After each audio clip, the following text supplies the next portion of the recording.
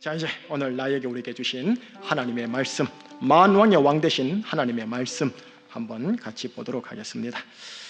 자, 어디냐 하면 이사야 54장 5절 말씀과 호세아 12장 5절 말씀입니다.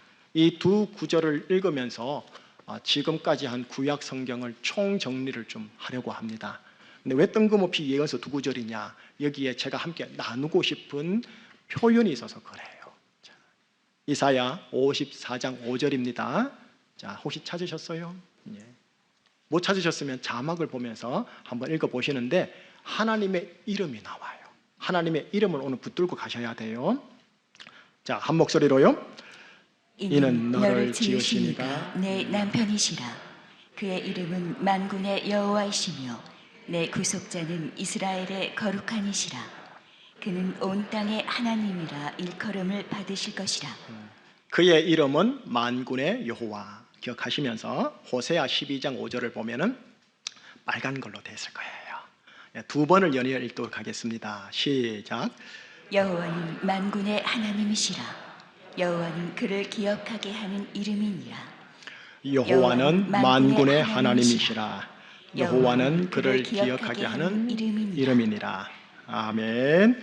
자, 기도하신 후에 말씀 경청할게요. 하나님, 오늘 설교를 통해서 구약 성경 전체를 개괄적으로 요약 정리하고 그 속에 담겨있는 큰 주제를 함께 나누려고 합니다. 조금은 바이블 스터디 같은 느낌이 없잖아 있지만 이 딱딱한 음식을 최대한 쉽게 요리하여 전달하고자 하오니 성령 하나님의 조명하심을 허락하여 주옵시고 혹 이 자리에 남녀노소를 뛰어넘어 말씀처럼 나의 길을 깨우치사 학자같이 알아듣는 은혜를 부어 주시옵소서. 성령님의 역사하심을 기대 소망하며 우리 주 예수 그리스도 이름으로 기도합니다. 아멘. 구약 역사서 정리, 만군의 여호와 하나님과 하나님의 나라라는 제목을 따라 만군의 여호와 하나님 그리고 하나님 나라를 함께 나눠볼게요. 창세기에서 에스더까지 구약 성경의 역사서를 지난 주까지 큰 산맥을 따라 보았습니다.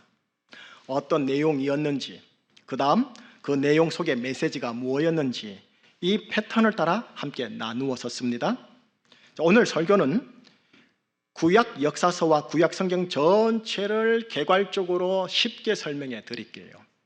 그런 다음 설교 후반부에서는 이 구약 성경 전체를 꿰뚫고 있는 광맥이 있어요. 주제가 있잖아요. 큰 주제. 그 주제를 보여드릴게요. 그리고 그 주제를 붙들고 구약 성경 줄기를 확인하고 마치도록 하겠습니다. 자, 그럼 먼저 표로 확인할게요. 여러분, 구약 성경을 지구다 생각하고 우리가 비행기를 타거나 인공위성에 올라가서 높은 곳에서 보면은 구약 성경이 크게 산맥이 세 산맥으로 갈라져요. 우선 왼쪽을 보시면 율법서 역사서에서 총 17권이라고 되어 있죠. 네, 이걸 그냥 통틀어서 율법 역사서라고 합니다. 그리고 제가 설교를 여기까지 한 거예요. 그 다음 중간을 보면 짧지만 그 산맥이 깊이가 이루 말할 수 없는 시가서, 욥기, 시편, 잠언, 전도, 아가서가 5권이 있어요. 예, 산맥이 작은데 골짜기가 되게 깊어요. 인간에 대한, 하나님의 신정론에 대한 깊은 메시지가 여기 있어요. 그 다음 오른쪽으로 가면 대선지서, 소선지서 17권. 어떤 학자는 대선지서를 3권으로 보기도 하고요 5권으로 보기도 해요. 그러나 총 17권. 그래서 도합 39권이 여러분 우리가 가지고 있는 구약 성경의 세 골격이에요. 그리고 신약 성경은 3, 9, 27 해서 27권, 도합 66권이 성경책 전체. 그냥 상식적으로 아십시다. 이제 고도를 좀 낮출게요. 낮추어서 조금 더 세세한 표 그림 보여드릴게요. 여러분, 저 그림을 보시면 맨 위에 보면 왼쪽부터 하여 쭉 오른쪽으로 17번까지 제가 표를 매겼죠. 예. 창세기부터 하여 에스라, 느헤미야, 에스더까지 제가 설교로 여러분들에게 쫙 순서대로 푼 역사서 17권이에요. 그런데 이제 초록색을 보세요. 시가서라는 5권을 제가 좀 이상하게 배치를 해놨어요. 욥기를 창세기 바로 아래 동일선상에 놓았죠. 이유가 있어요. 왜냐하면 이 욥이라는 인물이 학자들 안에서는 아브라함과 동시대 인물일 것이다 라고 대체적 정설로 받아내요. 그래서 역사적 시기로 따지면 타이밍이 창세기, 아브라함과 같은 선상에 이렇게 놓은 거예요. 그러면 시편은요? 시편은 다윗이 주로 창작을 했거든요. 다윗이 어디에 등장하느냐 하면 사무엘 상가 하에 등장해요. 그래서 그 위치 동일선상에다가 탁 넣어놓은 거예요. 그 다음 잠언, 전도, 아가서는 여러분 솔로몬이 주로 많이 지었어요. 그러다 보니 솔로몬이 나오는 열왕기 상에다가 이렇게 동일선상에 놓은 거예요.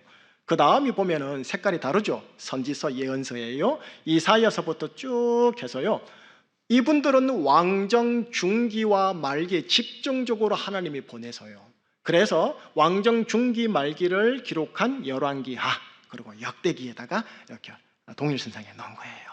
그 다음요, 보면 에스라, 느헤미야, 에스더 세 권이 또 따로 떨어져 있죠. 이 세 권은 지금 등장하는 에스라와 느헤미야와 에스더와 동일 시대 인물들이에요. 이분들은 포로 시대를 지나서 다시 귀환한 마지막 역사 때에 있었던 인물들이에요. 자, 지금 보는 편 전체를 보시겠어요? 전체를 보시면 저게 구약 성경의 시간 흐름에 따른 산맥이에요. 저렇게 구분되어져요. 이거 뭐 외울 필요 없어요. 시험도 안 치고 한번 오늘 보고 까먹어도 돼요. 그냥 저렇더라, 저 정도 아시면 돼요. 또 하나, 여러분 성경 볼 때마다 항상 볼 게 지리예요. 지도 그리고 위치. 여러분 성경의 지리 배경을 보여드릴게요. 여러분 구약 성경, 신약 성경이 배경이 되는 위치를 제가 이렇게 네모나게 검정색으로 이렇게 일부러 칠해놨죠. 그 양 사이드를 보면 유럽, 아시아, 아프리카, 그 사이에 쏙 들어있어요. 여러분 신학이나 역사학이나 일반 세상 학문이 유럽에서 나왔잖아요. 그리고 미국으로 갔잖아요. 그리고 우리나라로 온 거거든요. 그러니까 유럽 중심으로 보면 이 성경 배경이 되는 저곳이요, 유럽인들에게는 가까운 동쪽에 위치했다 해서 근동지방이라 불러요. 그래서 역사나 신학에서도 근동문학, 근동역사, 근동고고학 그렇게 지금 또 통용을 해요. 자, 다음요. 여러분 이 근동과 더불어서 바로 밑에 보면은 아프리카 대륙에 이집트가 있어요. 그리고 오른쪽으로 살짝 내려오면은 아라비아 반도에 사우디아라비아가 있어요. 요 동네 전체를 뭐라냐면은 동쪽이긴 한데 약간 중간쯤이 돼서 중동이라고 그래요. 들어보셨죠? 중동. 자, 그러면 저 끝에 동쪽 끝을 보세요. 오른쪽 일본, 우리나라, 중국을 뭐라 하느냐 하면은 서양에서는 극동이라고 그래요. 극동. 동쪽 끝에 있다라는 거예요. 극동. 극동 방송 있죠? 그게 그 단어예요. 이 단어예요. 그렇게 여러분들이 아시면 돼요. 자, 그러면 저 네모 그림을 확대한 그림 볼게요. 저게 현대 국가를 표시한 지도예요. 이스라엘을 중심으로 해서요, 위에 보면은 레바논 보이시죠? 레바논을 싸고 있는 시리아 보이시죠? 그 다음 바로 밑에 요르단, 옆으로 이라크, 살색의 사우디아라비아, 그리고 왼쪽으로 건너가면 초록색의 이집트.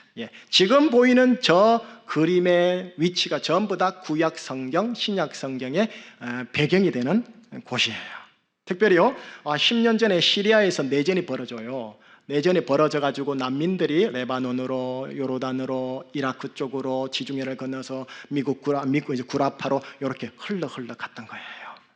그렇게 되는 요르단에 우리 교회 청년부가 1월 설 명절 중심으로 해서 전후로 9박 11일 동안 요르단 단기 선교를 좀 준비 중에 있다. 그래 생각하시면 돼요. 거기 가서 북쪽 지방 가서 난민들을 만날 거고요. 그 다음 중부 지방으로 와서 아랍의 현지 교회와 아랍의 현지 크리스천들과 목회자들을 만나는, 그래서 그 지역 동네를 또 도는 그런 일들을 우리가 할 거예요. 자, 그러면 이스라엘과 요르단이 주 성경 배경인데 이 성경 시대의 지도를 보여드릴게요. 여러분 저 지도를 보면 막 복잡하잖아요. 글씨도 안 보이고. 오늘은 호수 3개만 봐요. 호수 3개는 뭐냐면 맨 위에 보세요. 가운데에 조그만 호수 보이시죠? 이름이 메롬 호수예요. 지금은 훌라 호수라고 불리는데 기후 위기 때문에 거의 지금은 물이 없어요. 어쨌든 그때는 메롬호고요. 성경에는 여호수아 11장에 딱 2번 등장해요. 그냥 있었다 이 정도만 알자고요. 중요한 건 뭐냐? 그 아래 거예요. 갈릴리 호수. 원래 호수예요. 민물이에요. 근데 그분들은 워낙 크다 보니까 바다라 불러요. 갈릴리 바다가 있는데 거기에서 예수님께서 사역을 3년간 쫙 하셨던 거죠. 자, 그 다음 쫙 밑으로 내려와 볼래요? 밑으로 내려오면 저보다 훨씬 큰 게 있죠. 사해 바다예요. 저건 진짜 짜요. 엄청 짜요. 저 사해 바다가 맨 남단에 이렇게 있어요. 그러면 사해 맨 남단, 맨 끝지점 남쪽하고 갈릴리 저 끝지점까지 쫙 올라가면은 그 길이가 직선거리가 188km예요. 188km면 감이 안 오시죠? 설명해 드릴게요. 어떻게 설명하냐면은 우리 제주를 생각하세요. 제주 일주도로 아시죠? 제주, 애월, 한림, 한경, 그다음 대정, 안덕, 중문, 서귀포, 그다음 남원, 표선, 성산, 구자, 조천, 다시 제주. 요 일주도로가 181km예요. 어때요? 비슷하죠? 그래 따지면은 이스라엘 커요, 작아요? 작아요. 작아요. 또 하나의 관용어법이 있어요.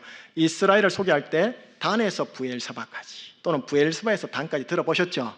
자, 단을 한번 보여주시겠습니까? 단이 어디냐면 저기 보이시죠? 메롬 호수, 갈릴리 호수 더 위에 메롬 호수가 있고 메롬 호수 더 위에 단이 있죠. 저기가 북쪽 최북단 성읍이에요. 그 이상은 없어요, 이스라엘 사람들이. 마지막 끝 마을이에요. 그럼 남쪽 최남단으로 가면은 사해가 있고 사해 왼쪽으로 쭉 가면은 브엘세바라는 동네가 있는데 여기가 바로 사막이에요. 네게브 사막이에요. 사막 남쪽으로 가면 진짜 사람 못 살아요. 브엘세바 자체가 저도 가봐서 알지만 벅벅하고 그냥 광야 그 자체예요. 그냥 정말 살 동네가 아니에요. 저기가 최남단 성읍이에요. 여러분 할라에서 백두까지 거리가 1500km예요. 그런데 단에서 브엘세바까지가 240km. 아이고 작죠. 여러분 240km면 어떻게 되냐면은 서울역에서요. 서울 KTX 서울역에서 직선거리로 대구 광역시 중구 한가운데까지 톡 찍으면 238점 얼마 나와요. 그러니까 이스라엘이 아무리 커봐야 서울에서 대구까지밖에 안 된다는 거예요.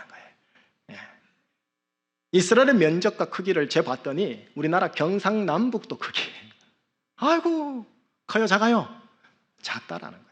여러분 그 작은 동네 지역 안에서 창세기가 시작됐고 에스더까지 온 거예요, 여러분. 그리고 다음 주부터 예수님 만왕의 왕이시여 먼 우주의 창조자 되시는 예수께서 그 조그만 동네에 임하시더라는 거예요. 자, 여기까지가 구약 성경 전체에 대한 오늘 함께 나누고 싶은 개괄적인 설명이에요. 몰라도 돼요. 아, 저렇구나 하셨어요? 자, 이제 진짜 중요한 거. 이제 정말 성령님이 역사하셔서 여러분 세상 근심, 걱정, 눌림 성령님이 도와주셔서 거룩한 만국으로 집어넣고 조금 더 영적 긴장감을 가지고 지금부터 하는 주제를 함께 나눠보도록 할게요. 여러분 구약 성경 전체를 꿰뚫고 요한계시록까지 꿰뚫려 있는 광맥이 있어요. 지하 맥이 있다고요. 그걸 주제라 하죠. 소주제가 있지만 그 큰 주제가 있는데 그 큰 주제를 인간의 입장에서는 뭐라고 칭하느냐면 구원이라고 칭해요. 구원이라는 주제가 창세기부터 요한계시록까지 쫙 끌고 간다고요. 여러분의 생애부터 처음부터 끝까지 구원이라는 주제가 꽉 하나님 끌고 가신다고요. 그런데 이 구원이라는 주제를 인간의 입장이 아닌 하나님의 입장에서는 뭐라고 얘기하냐면 당신의 거룩하신 이름이라는 주제예요. 하나님의 거룩한 이름이 역사 속에 인생 속에서 펼쳐지면 어떻게 되느냐? 결과적으로 인간에게 나에게 구원이 이루어진다. 한 세트예요. 그래서 예수님이 기도하실 때 제일 먼저 한 기도 기억나세요? 하늘에 계신 우리 아버지, 그 다음 아버지의 이름을 거룩하게 하소서. 그것 때문에 그래요. 그것 때문에. 이해되시죠? 내 삶에 아버지 이름을 거룩하게 하소서. 거룩해지는 만큼 구원이 터지는 거예요. 자, 그러면 이제요 하나님의 거룩한 이름이라는 큰 주제를 여러분께 설명해 드릴게요. 설명한 후에 그 주제를 가지고 지금까지 창세기부터 에스라 느헤미야 에스더까지 한번 줄거리를 대강 흩어볼게요. 먼저 주제요. 구약에서 하나님을 묘사할 때 사용하는 표현 하나가 있습니다. 자막에 나옵니다. 만군의 여호와 하나님. 마치 제가 여러분들에게 구두적으로 김희식 담임 목사, 그러나 노예 행정적으로 뭐라면 김희식 위인 목사라는 공식 타이틀이 저한테 있지 않습니까? 마찬가지로 성경에 등장하는 하나님의 공식 타이틀이 있어요. 뭐냐? 만군의 여호와 하나님. 그 중에 만군이라는 단어를 제가 노란색으로 칠했죠. 만군이라 하면 무슨 말이냐면 1만 만자의 군사 군자입니다. 1만의 군사를 거느리시는 여호와 하나님, 1만의 군사를 거느리시는 신이라는 뜻입니다. 그런데 제가 보기엔 번역을 개인적으로 참 잘하셨다, 믿음의 선조들께서. 설명해 드릴게요. 만군이라는 이 단어는 여러분 고대 중국 어법입니다. 1000명의 군사를 거느리면 그를 뭐라 하냐면 장수라고 불러요. 장수. 딱 1000명만 말하는 게 아니고요, 천 자체가 매우 많다라는 상징수거든요. 근데 그 1000명의 10배예요. 만이라 하면. 열이란 뭐냐면 완전수, 모든 수를 상징해요. 그래서 모든 군사를 통틀어서 중국 어법은 뭐라냐면 만군이라고 해요. 만군. 그리고 모든 세대를 그런 말하냐면은 만세대. 그래서 우리는 만세, 만만세 하는 이유가 그 모든 세대를 말할 때 만세라고 해요. 참고로 조선시대 때는 왕을 높일 때 천세, 천천세 했어요. 참고하세요. 여러분, 모든 군사를 거느리고 지휘할 수 있는 사람은 중국 역사에서 딱 한 사람이에요. 천자예요. 또는 황제라고 불려요. 황제 혹은 천자 아래에서 여러분 중국 땅이 넓잖아요. 각 지역을 다스리는 봉건 왕들이 있어요. 그 왕들이 바로 천군을 거느리는 거예요. 천군. 그리고 천자만이 그 천군의 10배인 만군을 거느릴 수 있게 되어져요. 이 천군의 10배인 모든 군사 만군을 거느리는 분, 황제, 천자, 단 한 사람, 그에게 붙이는 만군이라는 단어를 누구한테 지금 붙였어요? 선조들께서? 우리 하나님께요. 만군의 여호와 하나님. 그래서 천자 혹은 황제를요, 모든 봉건 왕들 위의 왕, 다시 말해 만왕의 왕, 만주의 주, 혹은 동양어법으로 황제 천자라고 불러요. 그리고 여러분 각 지역을 봉건 왕들에게 이름을 하잖아요. 그러면 그 봉건 왕들이 황제의 이름으로 잘 다스리도록 자율권을 줘요. 대신 황제에게는 어떻게 하느냐면 1년에 몇 번씩 황제가 있는 황궁에 찾아와서 아련하고 만나 뵙고 조공을 잘 바치는 통치 시스템으로 나라를 이끌었어요. 그런데 요 지금 말했던 통치 시스템이 그대로 구약 성경에 다 있어요. 여러분, 만군의 여호와 하나님께서 당신의 나라를 상징하는 가나안 땅을 하나님의 만군으로 예표되는 이스라엘 12개 지파로 하여금 전쟁으로 정복 및 제패하게 한 후 그 12지파들에게 하나님 나라인 가나안 땅을 탁 분배하여 하나님의 율법으로 잘 다스려지도록 자율권을 일임해요. 그리고 1년에 몇 차례씩 하나님의 성전 황궁에 와서 만군의 여호와 하나님께 아련하여 제사 예배를 드리게 하고는 시스템을 율법으로 제정하신 거예요.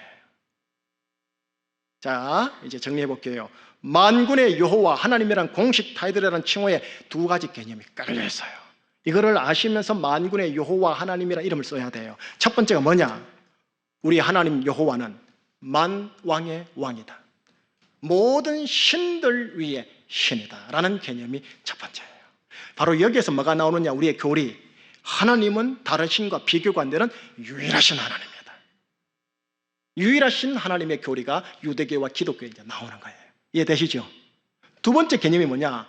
여호와는 만군을 거느려 전쟁을 함으로 자신의 영토를 확장하여 제패하시는 황제다, 천자다 라는 개념이 있어요. 여기에서 우리가 아는 영적 전쟁, 믿음의 선한 싸움, 예수의 좋은 군사, 그리고 하나님 나라는 침노하는 자의 것이다, 침노하다라는 용어가 이렇게 파생되어지는 거예요. 만군의 여호와라는 히브리어 단어는 야훼 즈바우트 혹은 아도나이 즈바우트라고 있거든요. 이 단어가 가지고 있는 의미도 제가 지금 말했던 만군이라는 단어에 다 그대로 들어있어요. 그래서 우리 학문하시는, 예수 안 믿는 학문하시는 비교 종교학에서는 여호와라는 신은 전쟁의 신이다라고 얘기를 해요. 좀 듣기 거북하죠. 우리 아버지를 전쟁의 신 하는데 실제로는 만군이라는 단어 안에는 전쟁의 신이라는 단어가 들어있는 거예요. 자, 그러면 지금까지 제가 말했던 만군의 여호와 하나님에 대한 설명을 성경에서 직접 확인해 보십시다. 확인하면서 나갈게요. 가나안 땅 입성 시 여호수아가 전쟁을 통해서 들어가 영토를 차지 확장합니다. 그 시작이 요단강 동쪽이거든요. 서쪽이 주 무대였는데 동쪽부터 정복했는데 그 시작 지점에 이런 구절이 있어요. 나리도 지선이 한번 읽어주시겠어요? 민수기 21장입니다.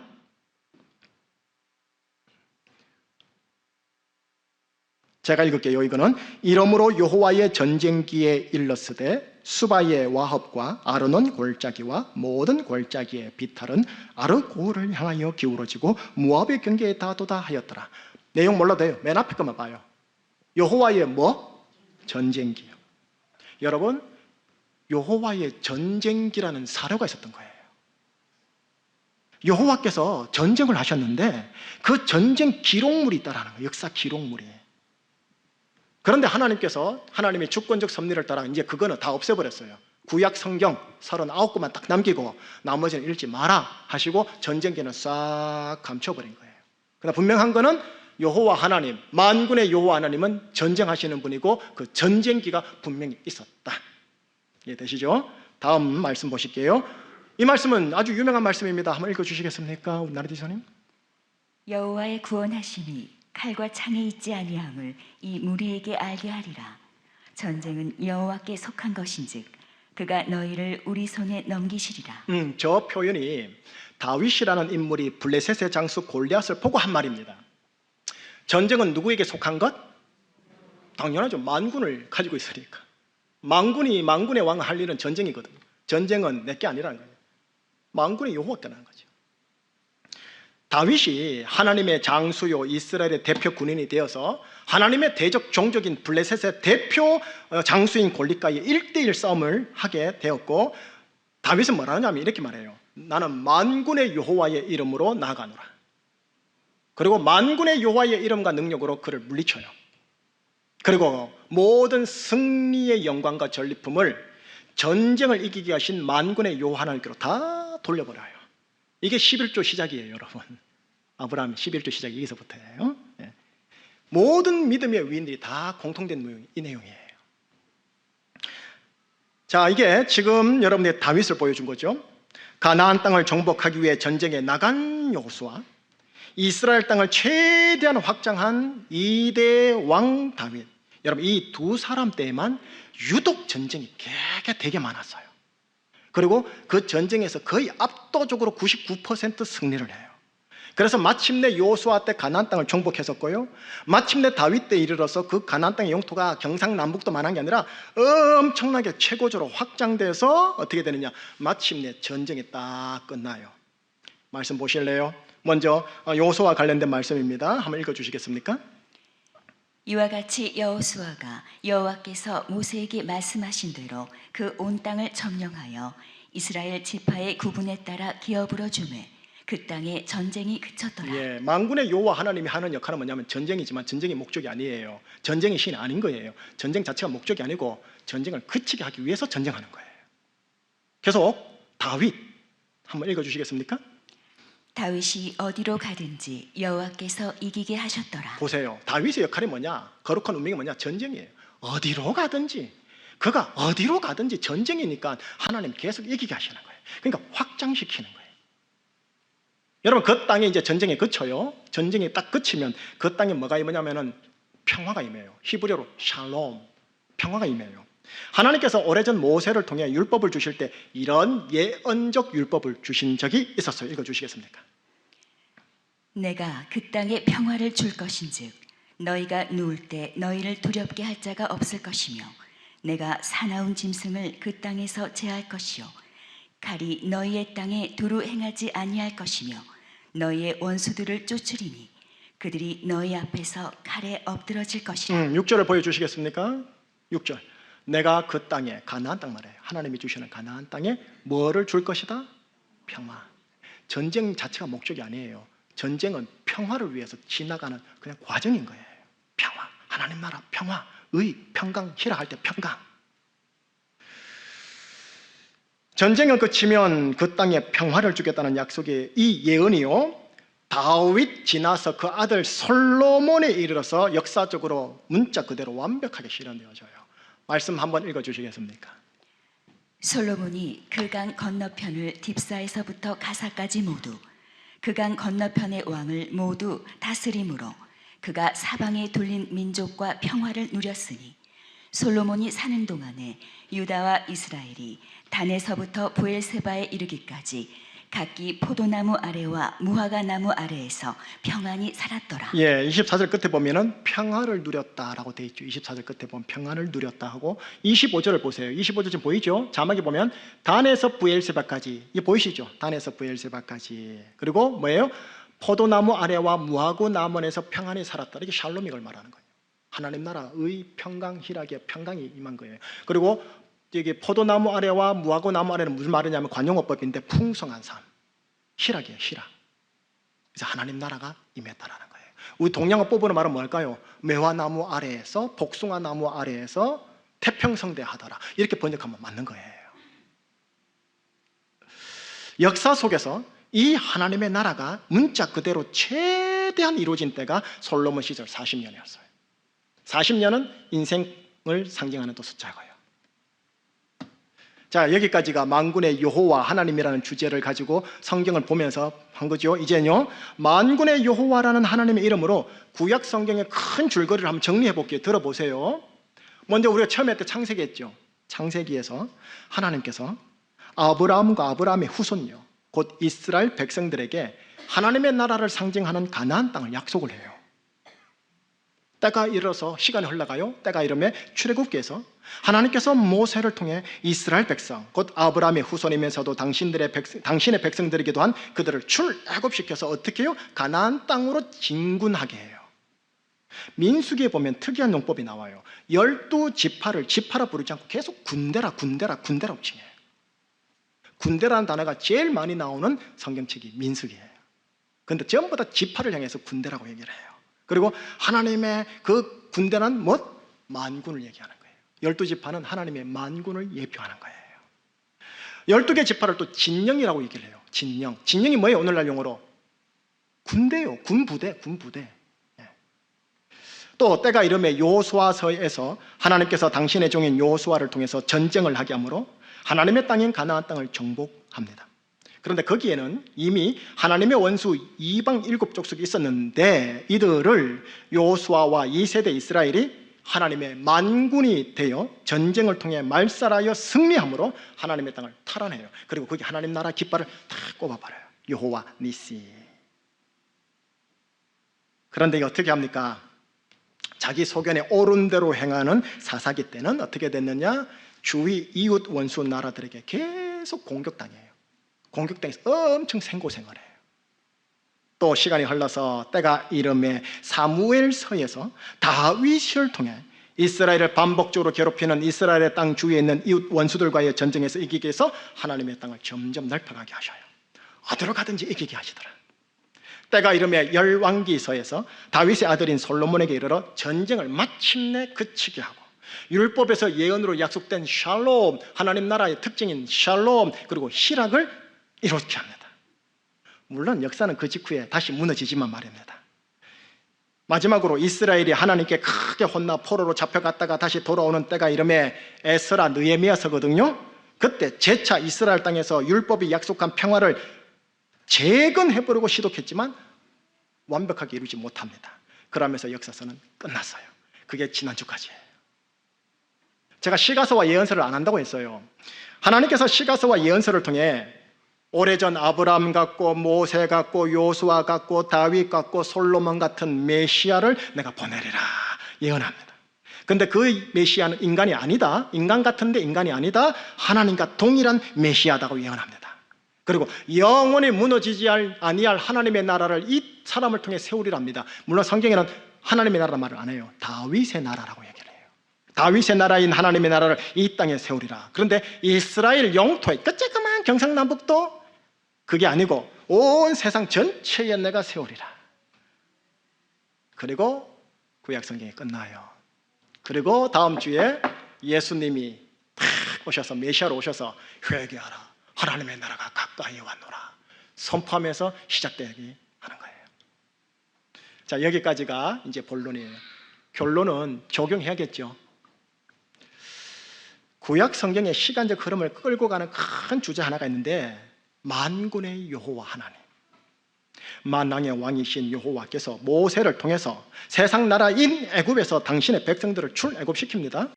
출애굽된 그들이 하나님의 만군이 되어 하나님의 나라를 상징하는 가나안 땅을 그들의 기업으로 차지할 수 있기를 원하셨습니다. 여호수아는 전쟁을 통해 그 땅에 있는 원수들을 쫓아내었었고요, 시간이 흘러 다윗이 그 땅 주위 원수들을 쫓아내어 하나님 나라의 땅을 최대한 확장하였습니다. 그리고 마침내 솔로몬에 이르러 왕이신 하나님의 주권을 따라 하나님의 나라인 그 땅에서 평화와 희락이 넘쳐서 40년 동안 살더라입니다. 요 패턴이, 요 구약 성경의 역사적 패턴이 그대로 오늘 여러분과 나에게, 우리에게 적용되는 거예요. 만군의 여호와 하나님께서 독생자 대신 예수 그리스도를 이 땅에 보내사 하나님의 백성이여 자녀인 나와 우리를 이 세상과 육신이라는 애굽에서 출애굽시킵니다. 이걸 이끌어 오늘날 교리 용어로 말하면 영혼구원이라고 하는 거예요. 이해되시죠? 영혼구원. 그래서 전도하는 거예요. 우리가 전도하는 거예요. 영혼구원. 출애굽된 나와 우리가 가나안 땅이 상징하는 하나님의 나라인 의, 평강, 희락을 우리들의 기업으로 차지하시기를 원하세요. 그냥 구원받은 걸로 끝내서는 안 돼요. 가나안 땅 들어가서 적과 꿀을 먹기를 바라시는 거예요. 이를 위해 여호수아처럼 믿음의 영적 전쟁을 통해서 우리를 괴롭히는 내 안에 있는 죄, 사망, 저주, 귀신, 지옥이란 이 우리 안의 원수들을 하나님이 쫓아내기를 원하시는 거예요. 또한 다윗처럼 하나님 나라인 의와 평강과 희락을 내 마음, 우리 가정, 우리 교회, 우리 마을, 나라, 열방으로 최대한 확장하기를 원하세요. 그리고 마침내 솔로몬의 시절처럼 하나님 나라의 의와 평강과 희락을 대대로 평화롭게 보존하며 살아가기를 원하세요. 이 전체를 걸어서 뭐라느냐, 하나님의 나라가 임했다라고 하는 거예요. 하나님의 나라가 임하게 하소서라고 하는 겁니다. 하나님 나라가 임하도록 나도 노력하겠나이다 라고 하는 거예요. 이해되세요? 이 패턴이 지금 나에게 적용하면 되는 거예요. 이 패턴을 나에게 적용하고 마칩니다. 여러분과 저는요, 나는 예수를 믿는다라는 전제에 말하는 겁니다. 영혼 구원을 받은 자입니다. 다른 말로 말할게요. 구약 성경말로 말할게요. 출애굽한 자들이에요. 여러분들과 저는. 맞죠? 예수님을 따라서 출애굽한 자들이에요. 어린 양 보혈을 의지함으로써 우리가 출애굽한 자들이라고 해요. 이제 다음 단계는 뭐겠어요? 하나님 나라가 임하는 거예요. 다시 말해서 가나안 땅이 상징하는 하나님 나라의 의와 평강과 희락을 나의 기업으로 차지하는 거예요. 광야에서 죽을 수 없잖아요. 젖과 꿀이 흐르는 땅으로 들어가야지요. 누려야지요.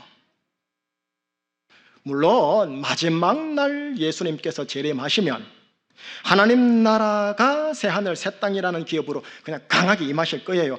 하지만 지금 현재 이 자리에서 나의 시간의 역사의 흐름 속에서 나의 심령, 가정, 교회, 마을, 이 한반도에 하나님의 나라가 임하기를 그렇게 원하시는 거예요. 하나님께서요. 영혼 구원을 받은 자가 현재 진행형으로 계속하여 많아져서 계속하여 출애굽 사건이 벌어지기를 바라세요. 이게 영혼 구원, 전도, 선교.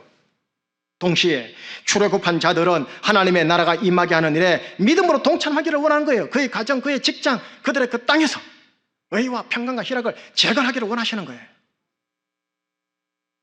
여호수아처럼, 다윗처럼, 솔로몬처럼 말이죠. 실은 여러분 이 세 분의 위인들은요 다 예수님을 예표하는 자들이세요. 그래서 결국 우리와 내가 이 여호수아, 다윗, 솔로몬 같은 예수님을 따라가는 이 세대 이스라엘 백성들이 되기를 하나님이 원하시는 거예요. 그 모세를 따랐던 1세대 이스라엘 말고요, 출애굽한 1세대 이스라엘 늘 원망하고 불평하는 그 말고요, 그리고 사사시대의 다른 얼굴의 이스라엘 말고요, 여호수아를 따랐던 2세대 이스라엘 백성이 되기를 바라시는 거예요. 그래서 예수님이 이제 다음 주에 이제 말씀을 드리겠지만 마태복음 탁 들어가자마자 바로 하신 말씀이 회개하라, 하나님의 나라가 가까이 왔다. 1세대 출애굽 이스라엘 그리스도인들아, 회개하거라, 돌이키거라. 그래야 하나님 나라가 네 곁에 들어간다. 이 말씀하시는 거예요. 그리고 바로 연이어서 뭐라고 말씀하시느냐? 너희는 먼저 그의 나라와 의를 구하라. 하나님의 나라와 하나님의 의를 구하거라. 그리하면 이 모든 everything 너희에게 더하여 주리라. 여기에 하나님의 나라는 알겠고, 그죠? 하나님의 의가 뭐냐 하면 로마서에서 말하는 십자가 부활 복음을 통해 영혼을 구원받아 출애굽한 걸 말하는 거예요. 출애굽 하나님 나라 임하. 이것을 구하거라. 그리하면 내가 니들에게 필요한 것 주마.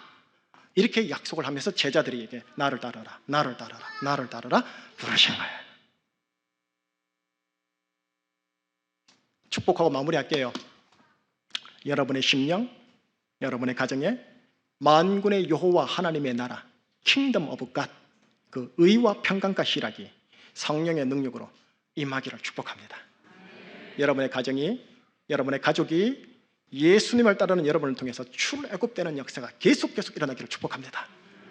그러면서 여러분들이 다윗처럼, 솔로몬처럼, 요소처럼 하나님의 군인, 하나님의 군대, 하나님의 장수가 되어 하나님 나라를 확장하고자 하는 하나님의 전쟁에 동참하시는 여러분들 되시기를 주님 이름으로 축복합니다. 이로써 구약성경 끝내고요, 이제 예수님께서 다음 주일날 어떻게 영혼 구원하시는지, 어떻게 의와 평강과 희락을 갈릴리 그 조그만 땅덩어리에 사시는지 그거 한번 보도록 하겠습니다. 함께 찬양할게요. 여러분 이 찬양 아실 거예요. 주의 나라가 임할 때, 하나님 임재하실 때 예배가 회복되며 기적은 일어나네. 이 찬양 우리 함께 좀 올려드렸으면 좋겠어요.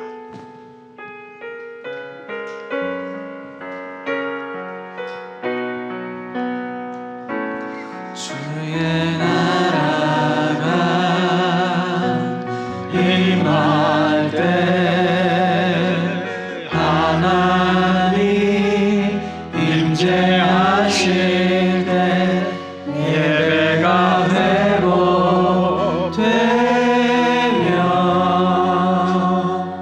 기적은 일어나네. 전능하신 주, 전능하신 주, 영원하신 능력의 통치자, 주가 선포되어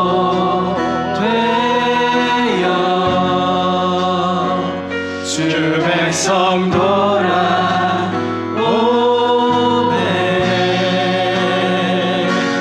하나님 나라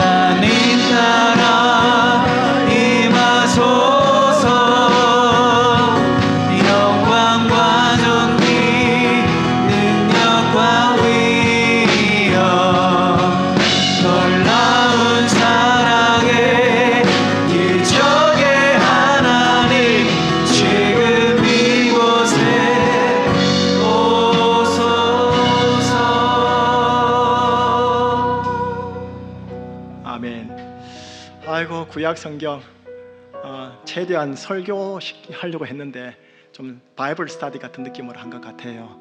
오늘 최종 정리가 더 바이블 스터디 같은 느낌으로 전달되어져서 설교를 듣고자 하시는 분들은 좀 힘들었을 것 같기도 해요. 근데 여러분, 말씀을 제대로 전체적인 시각을 가지셔야 미혹의 영에 안 잡히고요, 이단에게 안 걸리고요, 여러분들 하나님을 오해하질 않아요. 이 전체 시각을 가지고 산속에 들어가야 길을 잃지 않아요. 그래서 제가 최대한 크게, 그러나 최대한 쉽게, 신학생들 가르치기 더 쉬워요. 전문용어 쓰는 게 제가 더 쉬워요. 근데 이걸 일반 시민용어로 바꾸려고 하니까 되게 힘든 거예요. 저한테도 참 도움이 됐어요. 요지는 이겁니다. 결국 요지는 영혼 구원과 하나님의 나라죠. 그죠? 하나님의 나라와 하나님의 의죠. 하나님께서 이 두 가지 주권적 목적을 위해서 여러분에게 지난주 설교를 말할게요. 부르를 주시는 거예요. 운명을 주시는, 운명의 사건들을.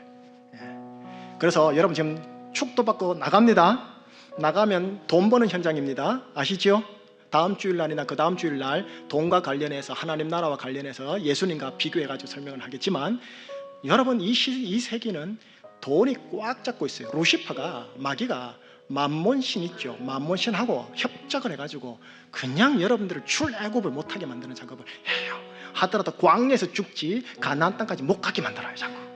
그래서 그거를 또 이제 다음 주를 함께 나누겠는데, 영혼 구원, 하나님 나라. 하나님 나라는 의, 평강, 희락, 기억하세요.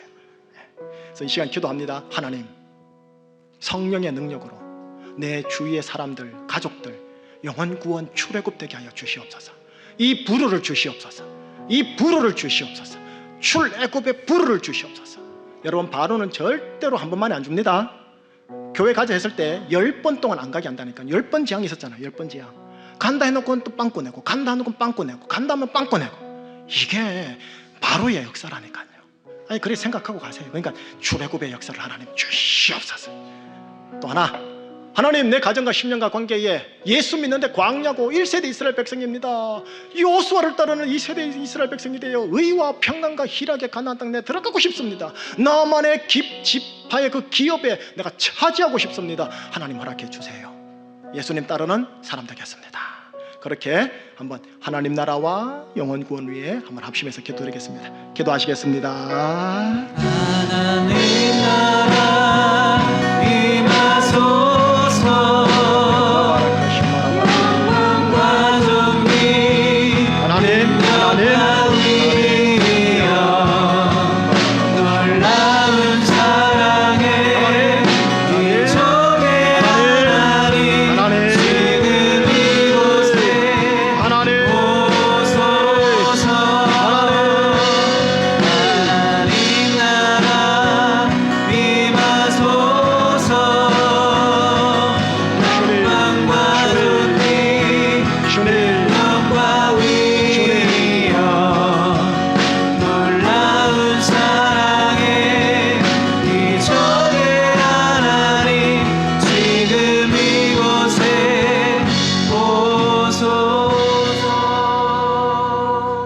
막연하지만 기도 하나만 중보 기도해 주세요. 하나님, 우리 제주 중심교회가 영혼 구원에 집중하는 교회 되게 하여 주시옵시고, 하나님의 나라를 이 땅에 재건하는 일에 집중하는 우리 제주 중심교회 되게 하여 주시옵소서.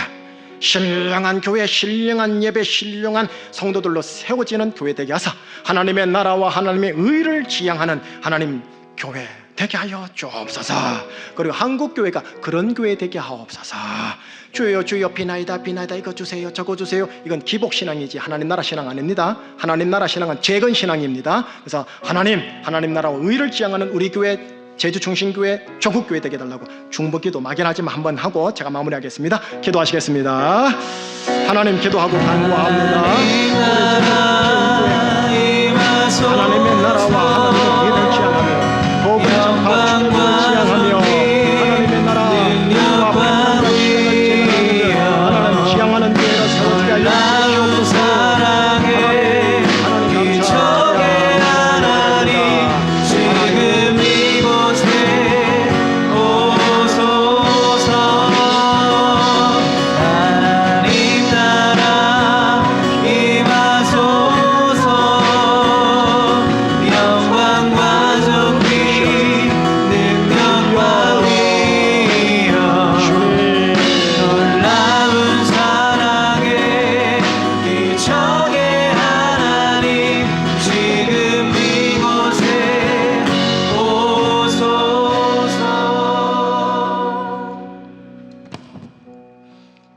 하나님, 우리 제주 충신교회 안에 성령의 능력으로 말씀으로 정교하게 다듬어지게 하여 주옵소서. 예수를 믿지만 출애굽은 했지만 1세대 이스라엘일 것이냐 2세대 이스라엘 것이냐, 또한 요수아가 될 것이냐 아니면 10명의 정탐꾼이 될 것이냐. 주님, 이 기로에 우리가 서 있고 이제 신약으로 들어갑니다. 우리가 신약의 사람일진데 구약을 교훈 삼아서 하나님, 영원구원 출애굽 사건과 하나님의 나라를 이 땅에, 의평강 희락을 이 땅에 재건하는 신앙, 겸비하여 하나님 역사적 시각을 가지고, 전체 균형 잡힌 시각을 가지고 예수를 지향하고 예수님만을 바라보며 살아가는 우리 교회, 우리 성도님들 되게 하여 주시옵소서. 그래 할 때 우리 교회 가정마다 하나님의 나라가 임하고 출애굽 사건이 터지게 하여 주시옵소서. 예수 그리스도 이름으로 감사하며 기도합니다. 아멘.